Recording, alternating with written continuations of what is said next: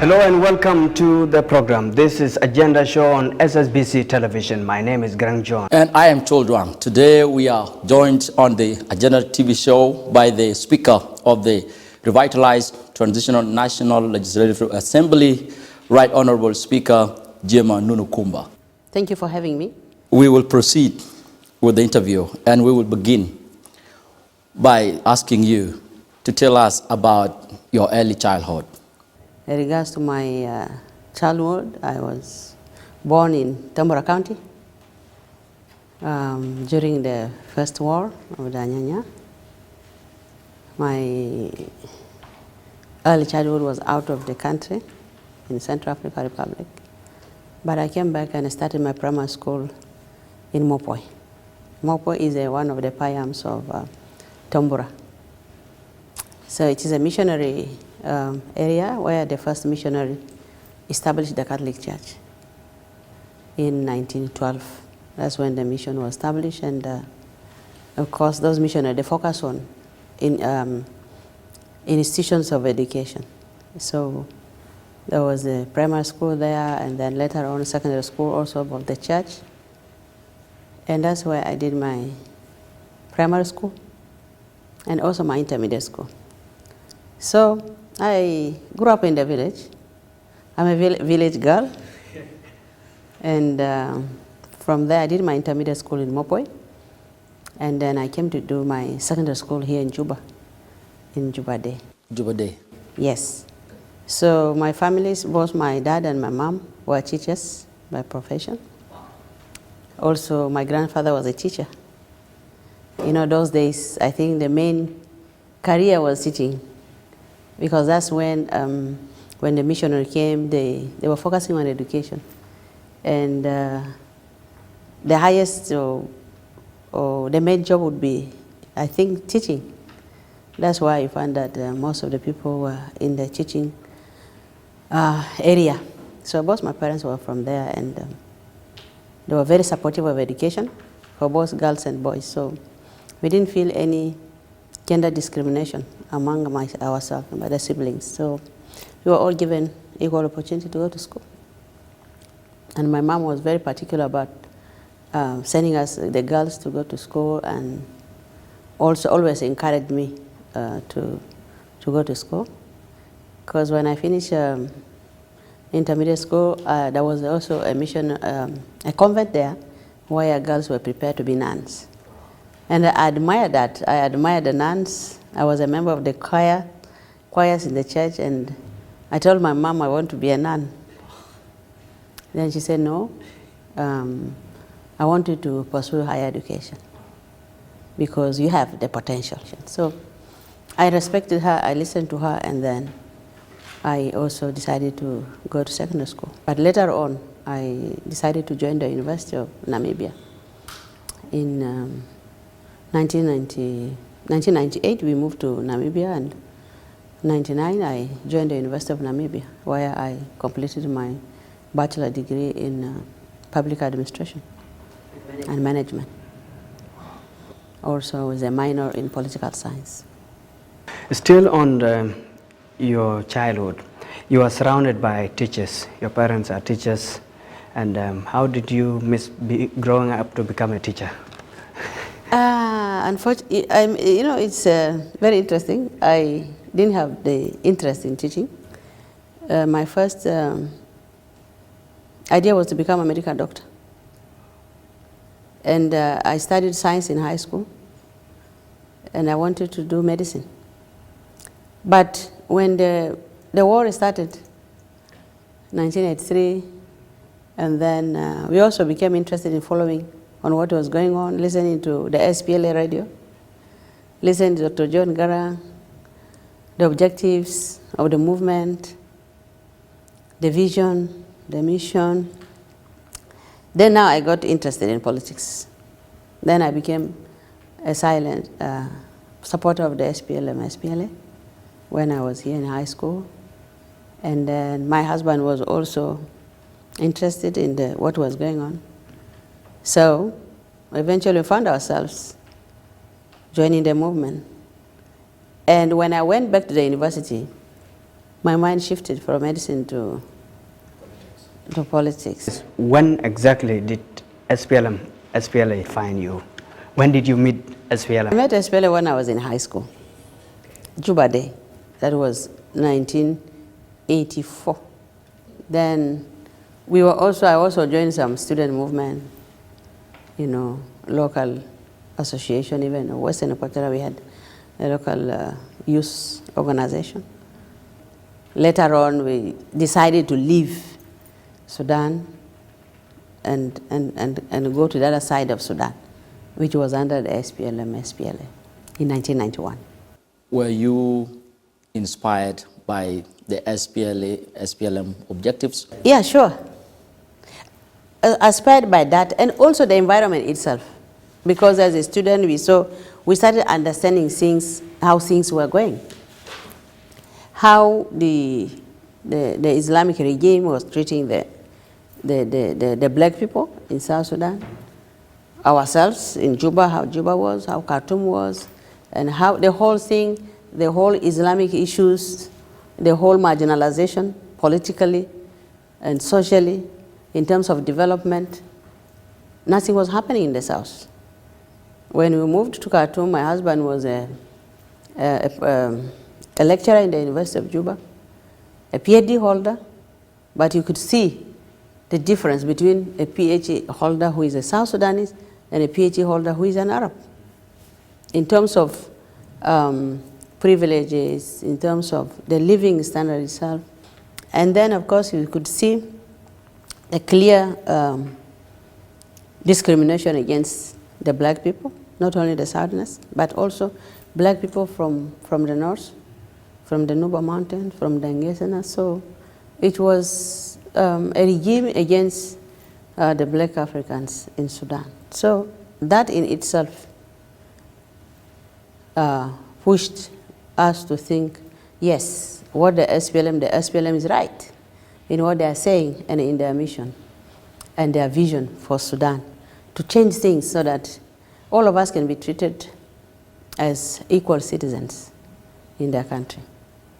So that was really what motivated me as a person, to motivate my husband as well, because he was also an intellectual.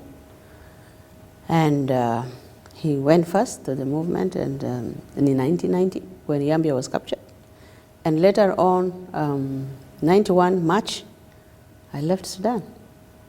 Went to Kenya, and then I went to the liberated areas, Suru Kapoeta.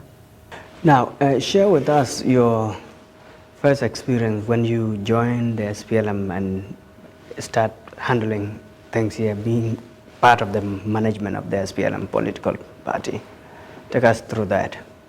Yeah, we went when the SPLM, when Mengistu was overthrown, and most of our people who were there moved back to the south, to the liberated areas. And there was a settlement where most of them came and stayed. And also the headquarters of the chairman was there. Then, of course, I had no idea what I was going to, where I was going. Then I went and found myself with the reality. It was a bush life, it's now basic services.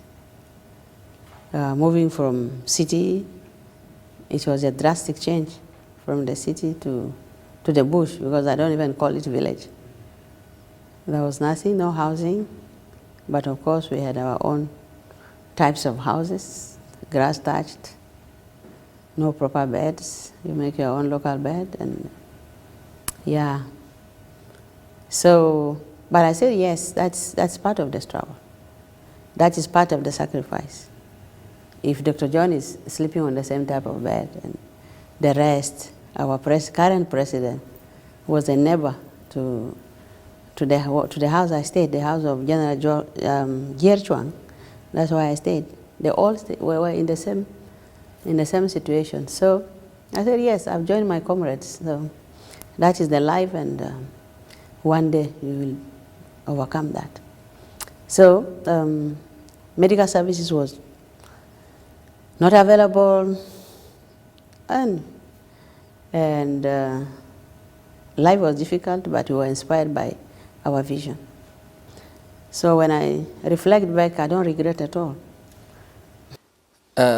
We would like to ask you, like, when you started doing management or managerial work, how many people were you first to manage? By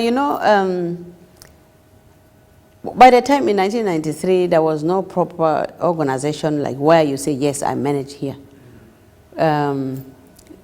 Most of the thing was military organization. I started participating effectively when the SPLM organized itself after the Chukudum Convention. Things became very clear, the military side and then the civil side, where now structures were put in place. We had secretaries for different things, secretaries for agriculture, for education, and so on and so on. But of course, the military wing was quite separate, and then the political wing was also separate now. So I mainly participated in the political wing, representing the party outside, advocacy as women, because women played a lot of roles in advocating the cause of our struggle to the international community, until I got involved with the relief operations under the New Sudan Council of Churches. So there I was coordinating relief, doing assessment in all the liberated areas, including Nuba Mountains, in Upper Nile, in Equatoria, and Baragazal. So I traveled quite a lot during the liberation struggle. Well, let's go for a short break, and when we come back, we'll pick up right from there.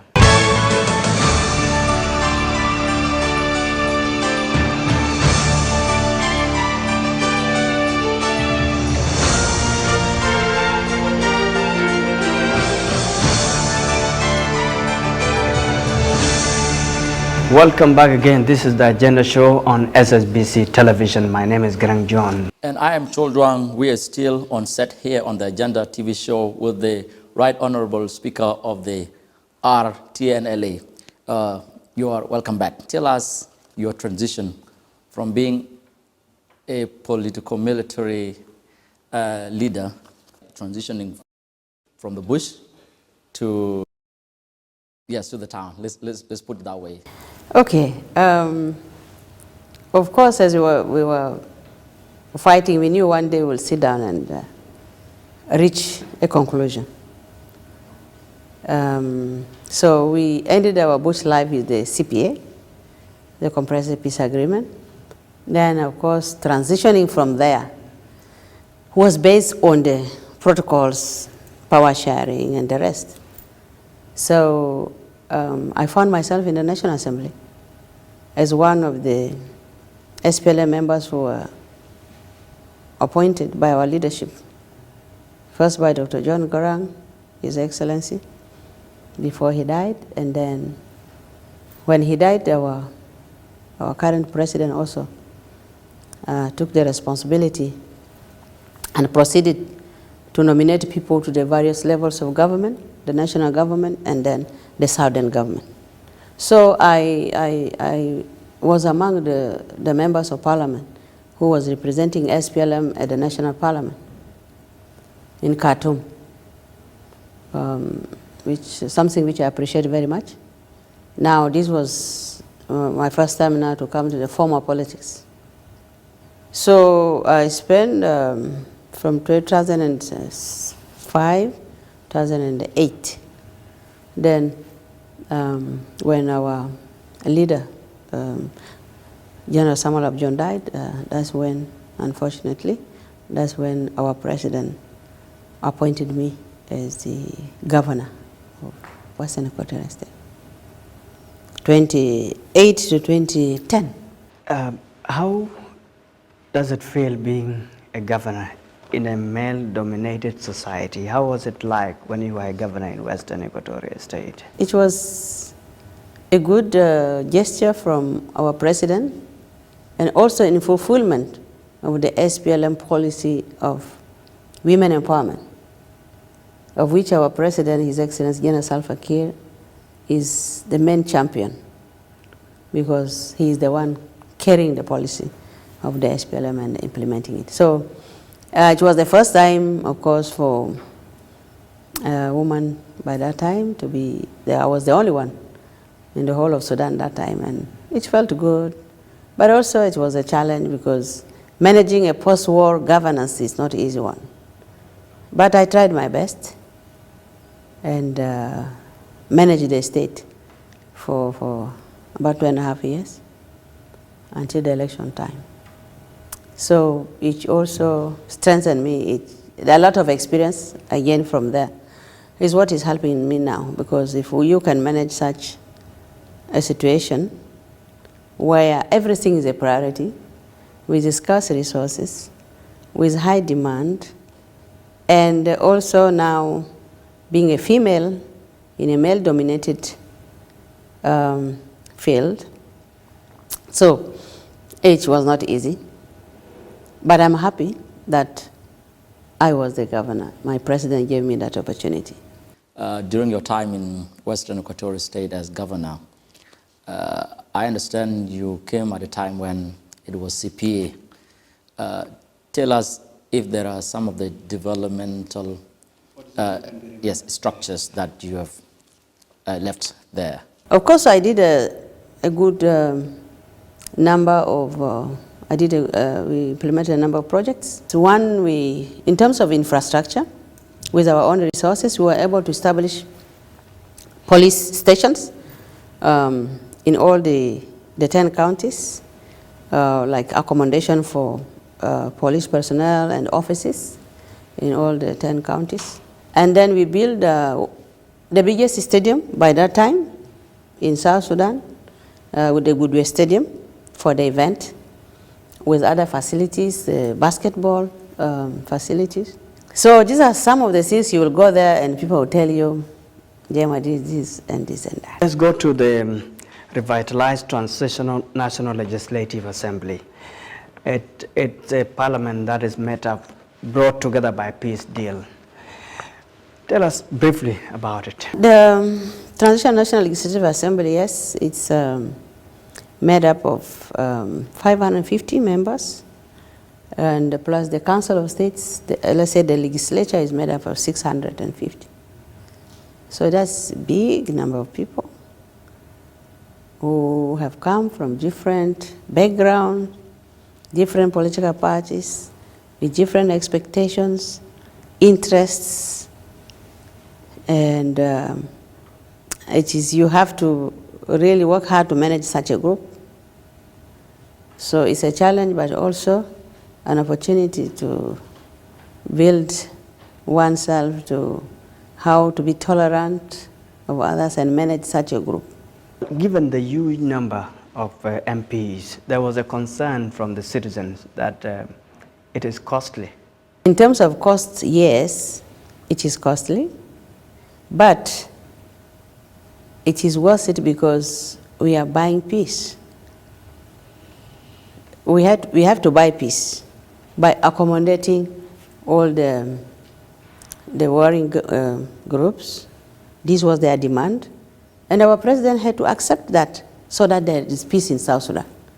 If we can do that to have peace in South Sudan, I think the cost should not be an issue.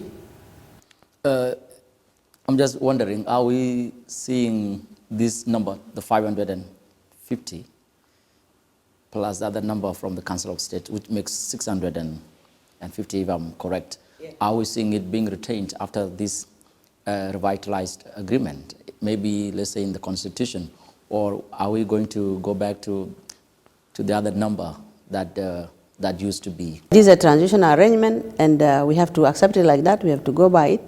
And now, when everything is done, census and then the constitution, the permanent constitution, then the real size of our parliament will be determined.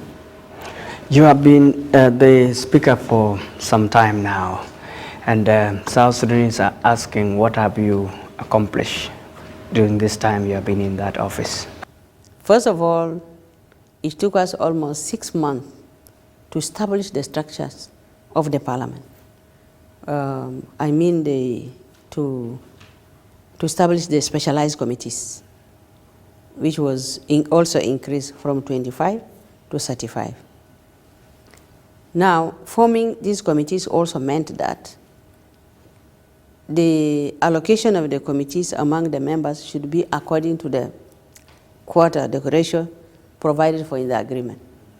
The 55% for the government, SPLM, and then the 28 for IO, and for the rest. So all this, the structures within the parliament has to be distributed the same way. So there was a delay because we could not proceed before other parties submit the names of their MPs who would hold those positions. So it took quite a while. But now we have established all this.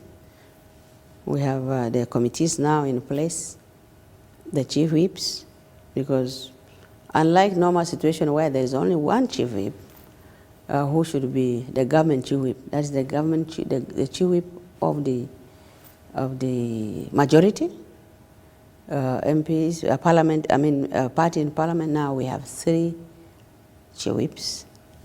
One chief whip is the government chief whip for the SPLM, and then we have a chief whip for the opposition, SPLM-IO, and we also have a chief whip for the South Sudan Opposition Alliance. Doing the same job?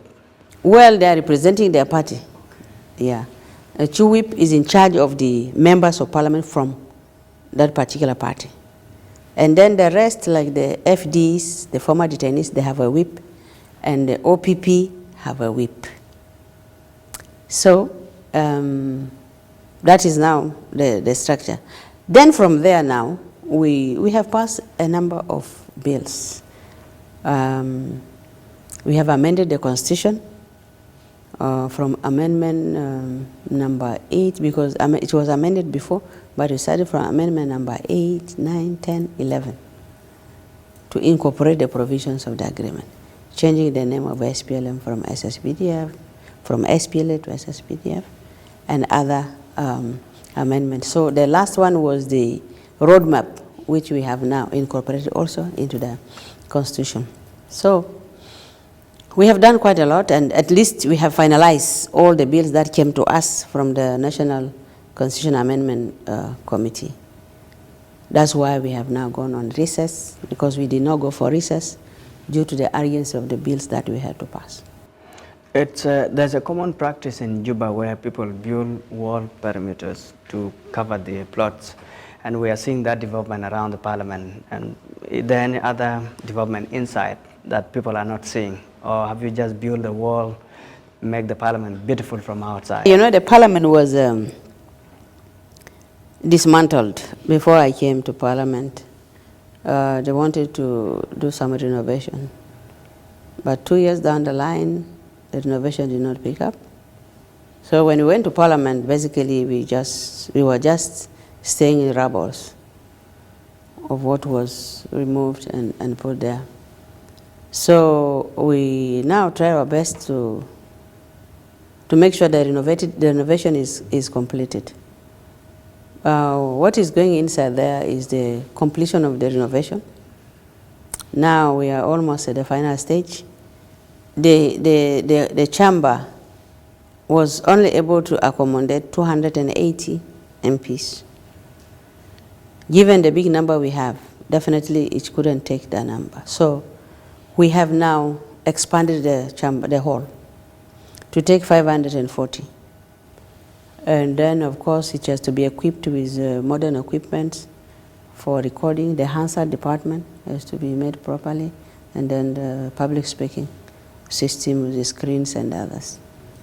So we are now doing the interior. Most of the work is done. We are now left with the public speaking systems and the rest. And also we have built an archive to keep those important historical documents of the parliament. And also because of the increase in the number of specialized committees, we don't have enough offices. So you find that people are squeezed in one small room with all the members. So we have also we are building extra offices. This is a 2-story building, ground plus 1 floor up. Each floor is taking 8 self-contained room offices and a hall at each level and kitchen, and then also up the same. So in total we have 24 new offices for the specialized committees. The women also, you know now, because as members of the Interparliamentary Union, which is the international body of parliamentarians, every parliament is urged to have a gender-sensitive parliament, whereby you have to provide facilities to accommodate the needs of both men and women, which means that we also have young parliamentarians, female parliamentarians, who have children, babies. How do you make her effective in her parliamentary role and also as a mother? So which means that you have to provide a daycare facility for the young female MPs. So the new building we are building now will provide office for the Women Caucus, because the Women Caucus is an important organ of any parliament. So the Women Caucus will have their own office. They used to stay in a prefabricated building, which is there now. So they will have a concrete building. It's part of the structure we have. And then we'll provide a daycare where those who are lactating mothers will come and keep their babies, go to their house, make the laws, come and breastfeed the babies, and then so that also the children are not affected.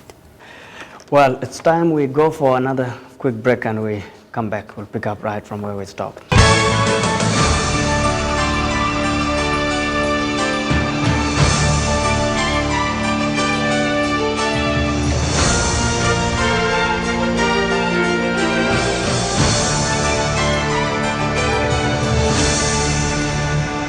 Very warm welcome back from that short break. We are still here on the Agenda TV talk show. My name is Chol Duang. And my name is Garang John. We are still with the Right Honorable Speaker, Gemma Nunukumba. Welcome. Since you took over the leadership of the Parliament, we have seen a lot of visitors from outside, your counterparts visiting South Sudan. Tell us about South Sudan Parliament influence in the region, in the continent and beyond. Since we got independence as a country, we joined all the regional and international organizations, most of them. First with the UN, we became the youngest member of the UN, the African Union, IGAD, East Africa Community, and then the Great Lakes, the International Conference of the Great Lakes. So we have membership in all this. And with the East Africa, we now have our representatives in the Parliament of East Africa Community. We also have 5 members in the Pan-African Parliament, which is the continental parliamentary body, where we have also 5 members. We are also a member of the Parliamentary Forum of the International Conference of the Great Lakes region. So we have been actively participating in the activities. And then the Interparliamentary Union, which is the international body of all parliaments. We now have 178 members of the IPU, and South Sudan is one of them. We have the African Parliamentary Union also, which is the union of all parliaments of Africa. So we are also a member there, and we have been participating. So we have been receiving guests from all these organizations. From the Great Lakes, we received the Secretary General of the Parliamentary Forum of the International Conference of the Great Lakes. He has been here 2 times. We have also been visited by a number of speakers. The Speaker of the Senate of Kenya was here this year. And during the recently held the East Africa Parliamentary Games, Interparliamentary Games, we had all the speakers from the region, from East Africa Community. We also had other guests from Zambia, from Tanzania, Malawi, this year, when they came to visit me. So that shows how our parliament is active in the region and in the continent as well. In the Pan-African Parliament, we had a candidate who was contesting for the seat. We were following that, by the way. Yes. So I was there as their speaker to support them in lobbying and so on, but we were blocked by the African Union because they came in all of a sudden with a condition which was not even existing in the rule of procedures of the parliament. To say that now the election will be by rotation, and it is not in the law. But the chairman of the Commission of the African Union came and appealed to everybody that East Africa, please don't contest. Let's just give chance to Southern and Northern Africa. Otherwise, South Sudan had a lot of support from 38 countries for us to take the position. But of course, when the AU imposed this, so it had to be respected. That's why we did not, I don't say we lost, we just stepped out because East Africa was blocked out. You were recently elected chairperson of the East Africa Speakers Forum. Tell us about it. What are the benefits? And did you lobby for it? Or how did it come about? And congratulations before you say it. Yeah, thank you very much. You know, this, the Speakers Forum is a forum of all the speakers of East Africa, the 6 countries. So they come together as the speakers to discuss issues related to the integration, the East Africa community integration, the laws, how to harmonize the laws that are related to various issues of integration. So during the last meeting, South Sudan was given the seat. It was not given to Jema as a person, but to the country, which I happen to be the speaker. But of course, the East Africa also has the issue of gender at the top of their agenda, and also seeing South Sudan as a new member, and also the parliament being headed by a female. They decided now that the rotation is just to go to South Sudan at this point. Also because I have also been participating effectively in the activities of the East Africa community, and I think they also consider that and consider the fact that South Sudan has also to be brought up. So being the head, I will be chairing this forum of the speaker, they call it East Africa Speakers Bureau. So it's good for the country because, of course, if there are issues related to South Sudan, definitely I will be there to guide the forum and to represent the interests of our country in that forum. So, so that we can put our country in the map of the East Africa community. So it's a position that is held for 1 year, from November to November next year. In every year we have 2 meetings.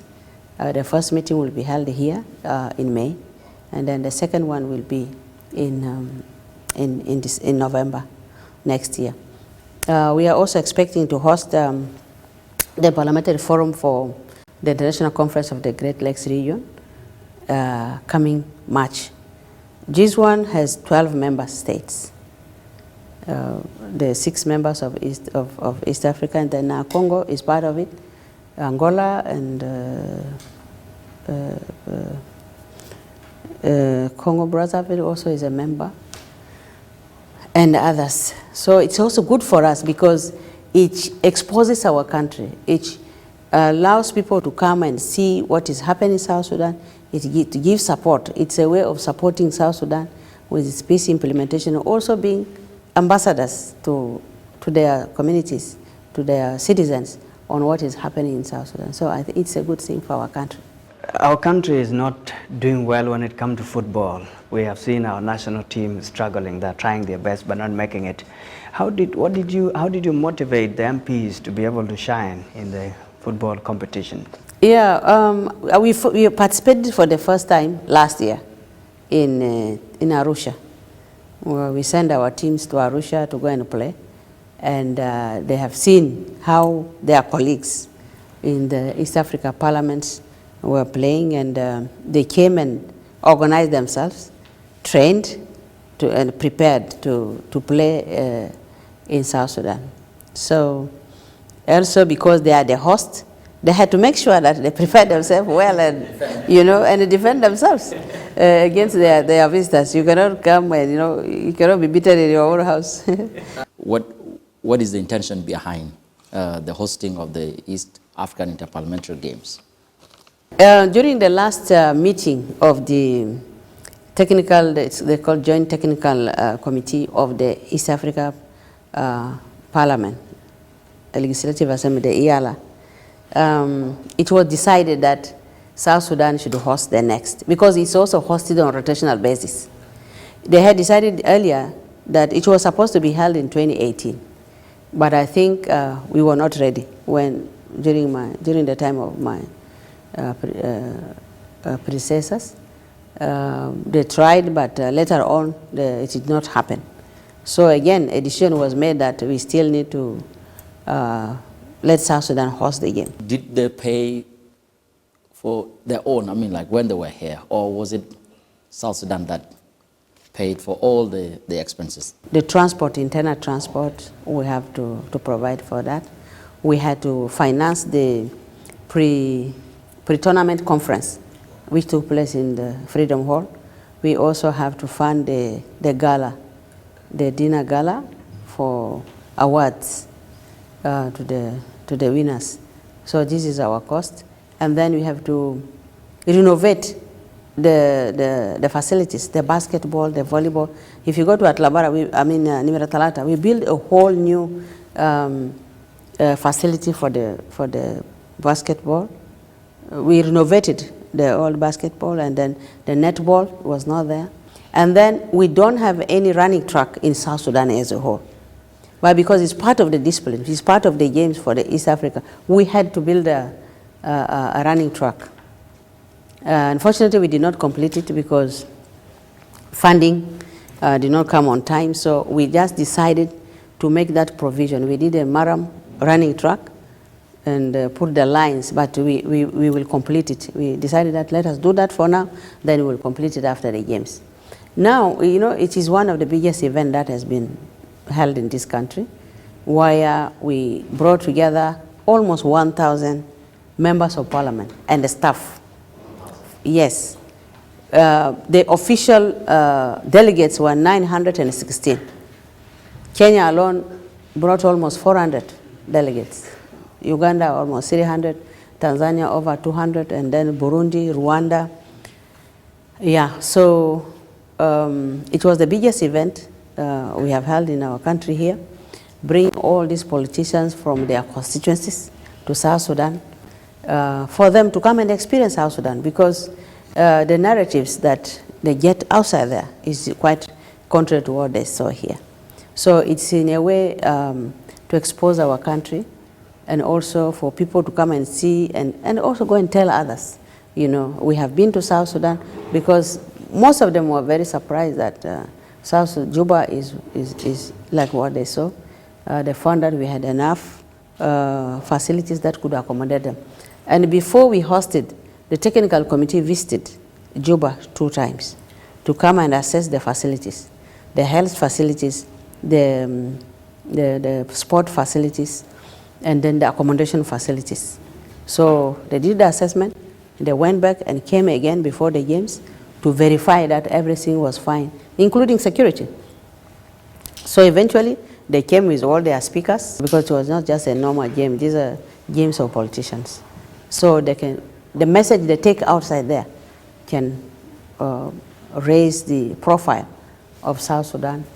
And even the fact that we've held these games in South Sudan in a very peaceful manner, and people went back, peacefully, shows that the government is trying its best. The stability has returned to our country, and things are changing, and they will go with a different perception of our country than how they came.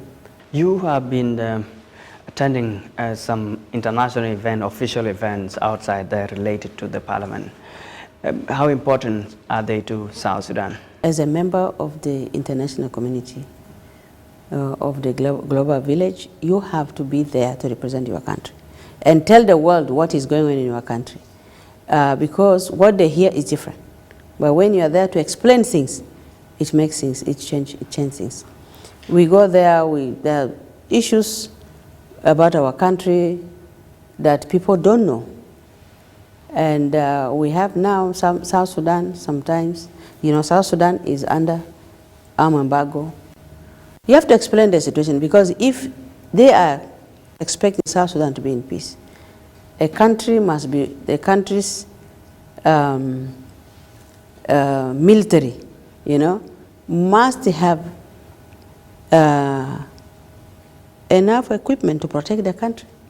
So we lobby for this embargo to be removed from South Sudan, because now to stabilize peace, the forces, the joint forces should be well armed by the government to protect the country, to provide security for the people. But here, one thing, we are expected to have peace in South Sudan. At the same time, we are not allowed to procure the necessary equipment that can incapacitate our army, our organized forces to provide security. So it's just a dilemma here. So these are some of the things we raised. And then the climate change. Our country, Africa, for example, is affected, is just a victim of those developing countries who have really contributed to the global warming and so on. And some countries are very vulnerable. They have no capacity to manage the impact of this climate change. So parliamentarians collectively come together to have a joint voice to tell the world that, look, you have caused this, we are the victims. You have prepared to address certain impact of the climate change, but some countries are not. So there is a need to provide funding for those vulnerable countries that are not prepared, that do not have the capacity to manage the climate change. So these are some of the things we discuss in those forums. Let's talk about the end of this transitional period. How prepared the parliament and the executive that will take South Sudan to elections, how prepared are you? It's important that all political parties prepare for the coming elections. But of course, as a parliament, our role is to make sure that we pass the necessary laws that will facilitate this process.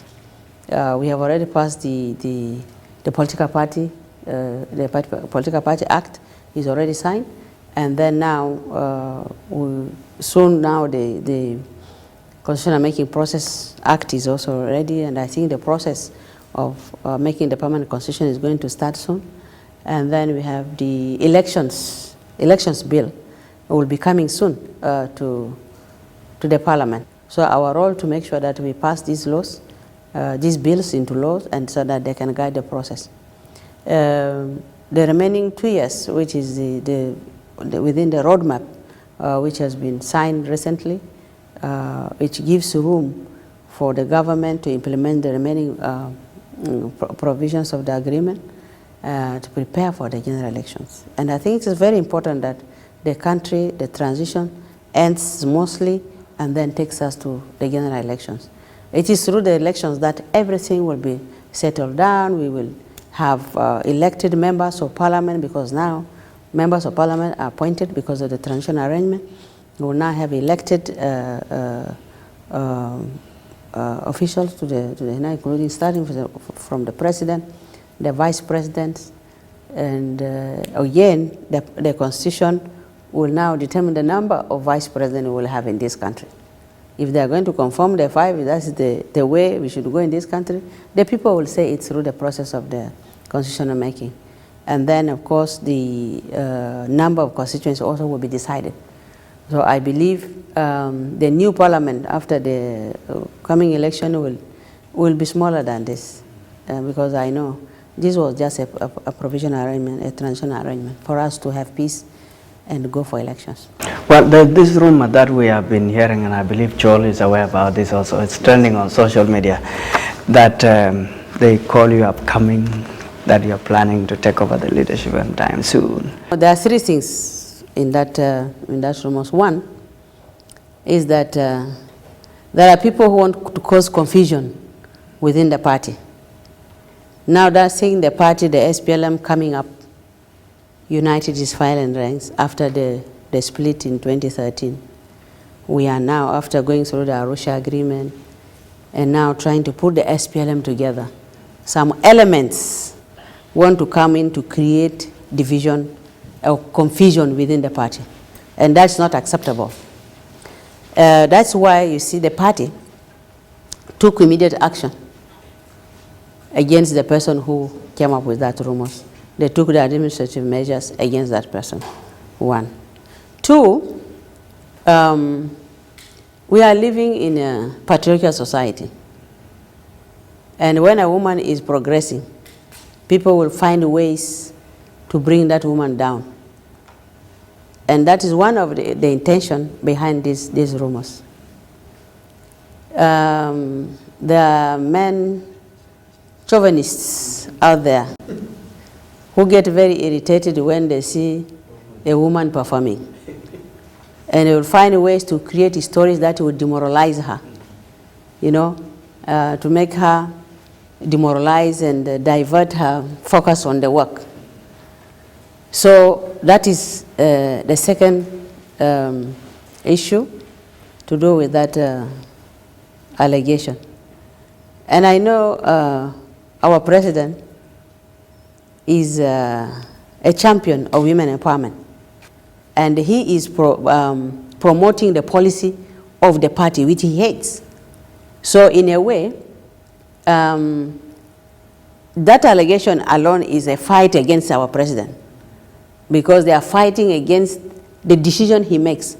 They are fighting him because he's implementing the policy of the SPLM, to make sure that, okay, what he's doing, he's promoting women and they're against it.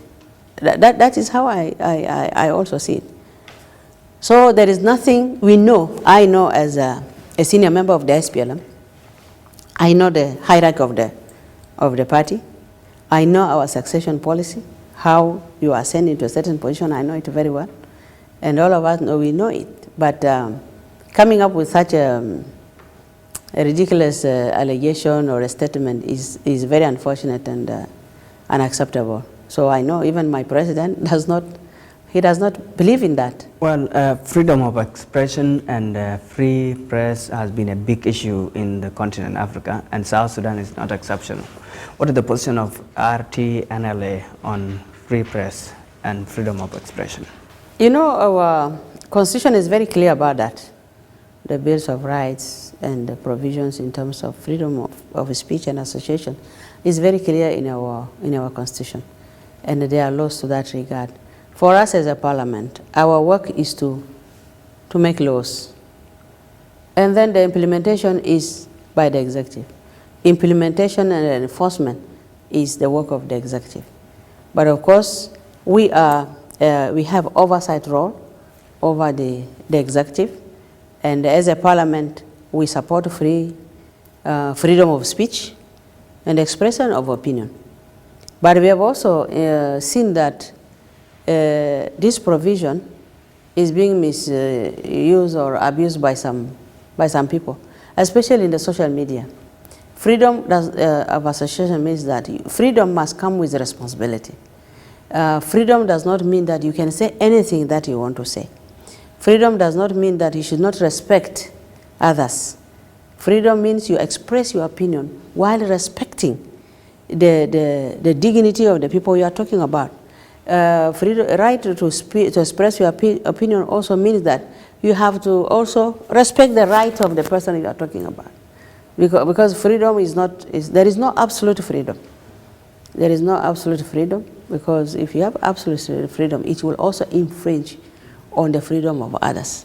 So in that context, I just want to advise that as the Constitution provides for freedom to speak, it does not allow us to say anything derogative against anyone. Where do you want to see the national parliament in 5 years? And what kind of people you have dealt with? Different kind of people since the opening of the RTNLA. What kind of people would you like to see in the next parliament? We need a parliament that is presentable. We have started on that to improve the face of the parliament. Once the renovation is finished, our parliament will be to the standard of the region. And then, of course, we hope that by our law now provides that an MP should be somebody who can read and write. Because parliament is about laws. You have to read the laws, you have to read the documents, you need to read the draft laws and understand them so that you can contribute effectively. So that one is very important. The next elections should be made up of people who at least have the basic education, who can read and write and understand things, who can represent the parliament also in other forums outside the country.